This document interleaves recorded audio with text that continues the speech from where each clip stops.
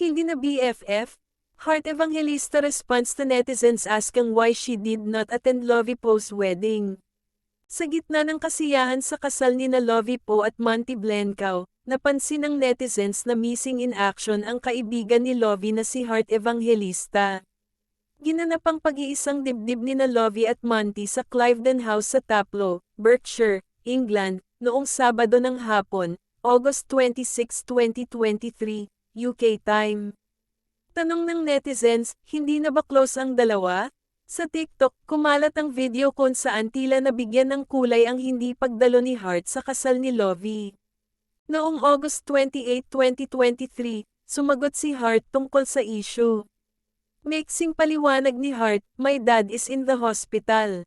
Nagkatrabaho sina Heart at Lovie sa pelikulang Temptation Island noong 2011, at mula noon ay naging malapit na sila sa isa't isa. Isa si Lovie sa bridesmaids ni Heart nang ikasal ang huli kay Senator Chis Escudero noong February 15, 2015. Bumida pa sila sa defunct Kapuso primetime series na Beautiful Strangers, 2015, at Legacy, 2012.